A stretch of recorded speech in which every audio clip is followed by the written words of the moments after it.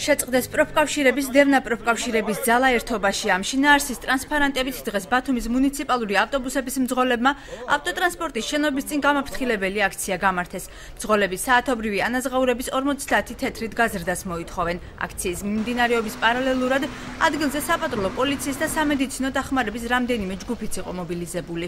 ჩვენი ერთადერთი და ძირითადი მოთხოვნა იყო ხელფასების მომატება, რაც დაგვირდა, რაზეც ხელშეკრულება არის შედგენილი, ხელმოწერილი და არ შესრულდა. კითხვები თუ არ დაგმაყოფილდა, არის ვადები კანონის მიხედვით 21 დღე თუ 22 დღე და მას შემდეგ ალბათ გავიფიცებით. ალბათ კი არა, აუცილებლად გავიფიცებით. ვართ პროფკავშირის წევრები და კი არ გუმართავს არავინ.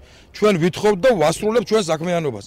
მე ვარ რეგიონის პროფკავშირის თავმჯდომარის თანაშემწე ტრანსპორტსა და მეგზევეებში. ხო გამიგეთ?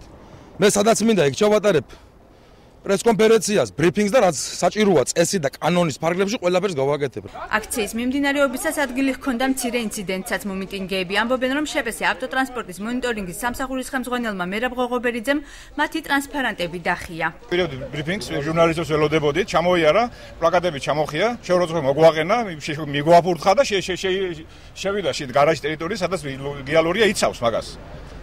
მოხდა და შეხლა შემოხლა. საპირისპირო სამტკიცებს თავად მერაბ ღოღობერიძემ ისევე განცხადებით მას მძღოლები დაუპირისპირდნენ, შემდეგ კი ხელფასის გაზრდა მოთხოვეს შეპესე ავტოტრანსპორტის მონიტორინგის სამსახურის ხელმძღვანელი მძღოლებს ბრძოლის გაგრძელებას სასამართლოს გზით ურჩევს. ეს არის ტყუილი ერთი ფაქტიც კი მათი სიტყვებიდან გამომდინარე ერთი ფაქტიც მანახო წარმომიდგინო მე მოვხდი საჯაროდ ბოდიში.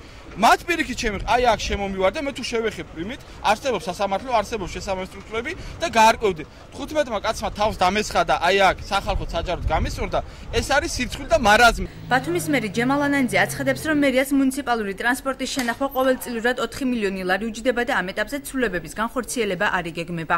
რადგანაც გამოხატეს პროტესტი, ჩვენ შეგვიძლია ერთად განვიხილოთ პროფკავშირებთან ერთად, თუ რა რესურსი არსებობს ამ ეტაპზე იმისათვის, რომ მათთვის ხელფასების გაზრდა იყოს შესაძლებელი, თუმცა გასული წლის შემოდგომაზე უბრალოდ ნოემბერ-დეკემბერში ჩვენ გვქონდა შეხვედრები.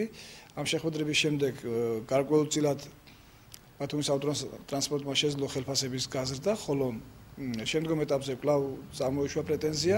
აქციის მონაწილეებმა დღეს ავტოტრანსპორტის ადმინისტრაციას მოთხოვნების დაკმაყოფილებისთვის სამკვირიანი ვადა მისცეს. წინააღმდეგ შემთხვევაში მომიტინგეები ფართომასშტაბიანი აქციების მოწყობას გეგმავენ.